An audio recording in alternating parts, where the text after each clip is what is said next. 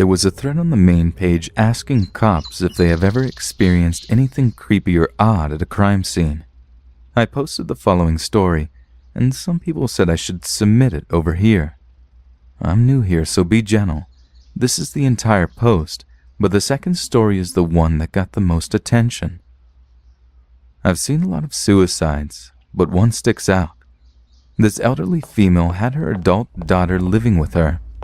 She called us because she hadn't seen her daughter for 2 days and hadn't heard her moving around upstairs. The stairway going up was very narrow, and at the top was a direct 90-degree turn into the bedroom. The mother was too elderly to climb the stairs, so she called us. We get there and enter the bedroom and find the daughter dead. She hung herself by tying the rope from her robe around her neck and the other end to the bedpost. Then she just laid on the floor and let her weight compress the rope. Seemed odd because she could have easily just sat up or lifted herself up to keep from being strangled. Almost wouldn't thought her body would have done it on its own as a defense mechanism. Anyway, we untie her and check vitals, but she's gone. We need to check the body for signs of trauma, so we do that. As we're turning her over, the air escapes from her lungs and she goes, and I feel the air blow over my arm. It grossed me out big time. Anyway, we couldn't get her out of the room because the stairway was too narrow. Ambulance arrives and we strap her to a backboard and lower her out the window and down the ladder of the fire truck. I felt terrible for the mother because she was in hysterics and her daughter being tossed out the upstairs window with the whole neighborhood watching. I never found out any details about her body afterwards, so I don't know if she took pills and then laid down and passed out, etc. But that method of suicide struck me as very odd. Next, got an alarm call to a home where someone had committed suicide the year before. The house was still owned by the family, but it sat unused. No one lived there. Another officer and I clear the house and advise dispatch that everything is kosher. No forced entry anywhere, but the back door was unlocked. We contacted the owner and he told us he leaves it unlocked. Whatever. Anyway, we're in the house just looking around, remarking how it's a shame that the house just sits there unused. The other officer goes to take a leak and I'm standing there in the living room when I hear footsteps upstairs. Now, we check the entire upstairs. Each room, every closet, bathroom, etc. My partner yells from the bathroom, "Are those footsteps?" He comes out zipping up and we rush upstairs. Nothing. Doors to the rooms are open. We check each room again. Each closet, everywhere. The upstairs is flat out empty. There wasn't even furniture left in the house. He's in one room and I'm in another when I feel this coldness enter the room. It was just a cold that felt like it encompassed my entire body. Then it was as if someone in front of me shoved me with both hands. It was a very distinct feeling of 2 hands shoving me backwards by pushing my chest. I'm a cop. Normally someone shoves you and it's game on, but this time there was no one there, just an empty room. I must have sat there with a stupid look on my face for maybe a second or two, then I left the room completely creeped out. I met my buddy in the hallway and he tells me I look weird. I tell him what happened and he says, "Yeah, this place is fucking creepy.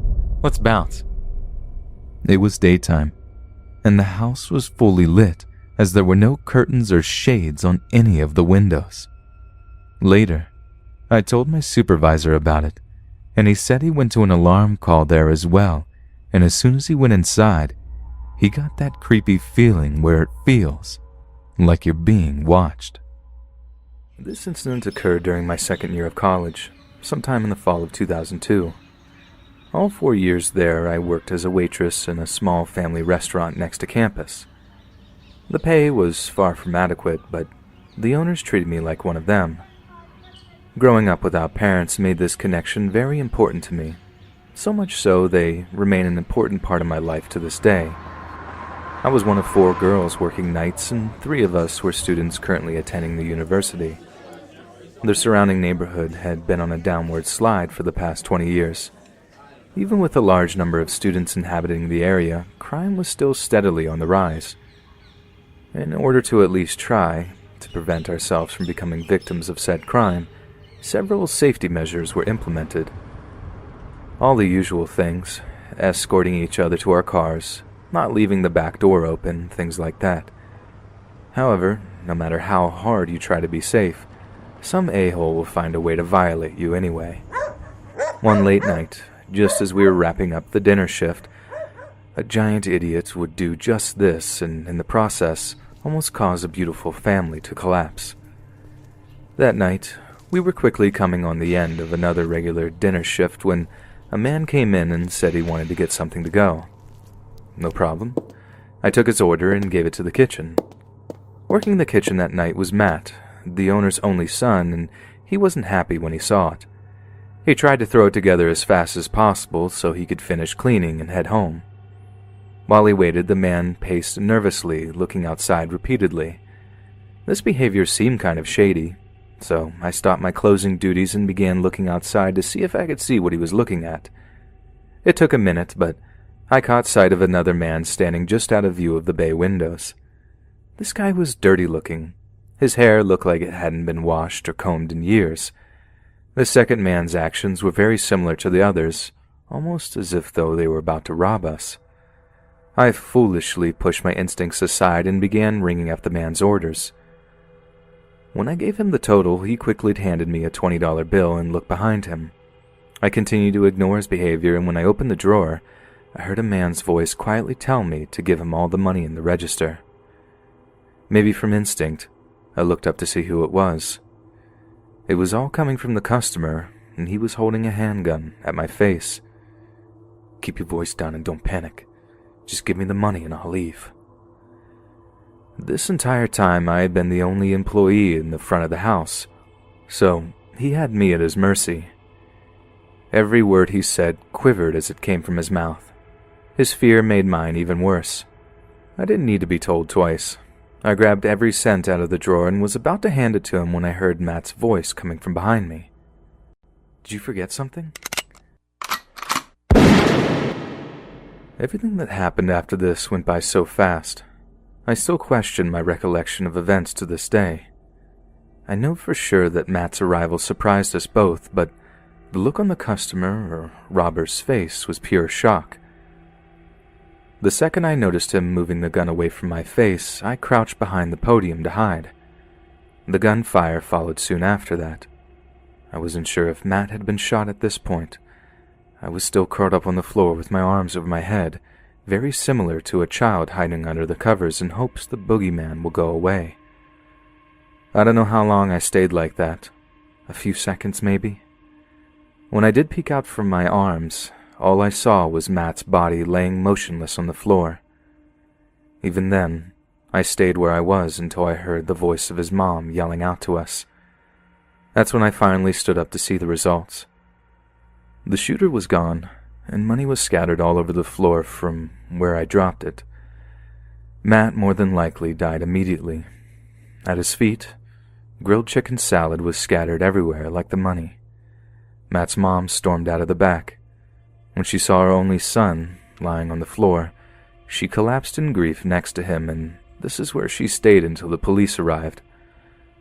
Just to avoid making an already long story longer, I'll leave you with the facts.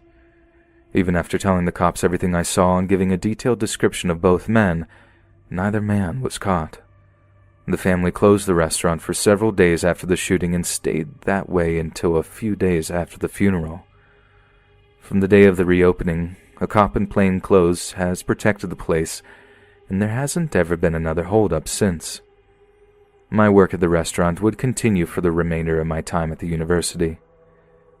I was shaken up for quite a while, and may have been for far longer if it wasn't for the love and support of the family.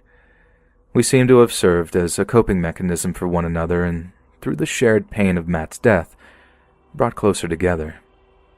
After I graduated, I moved on and am currently living in Atlanta with my partner. The restaurant continues running 5 days a week and doing well. It seems the neighborhood may be on its way up.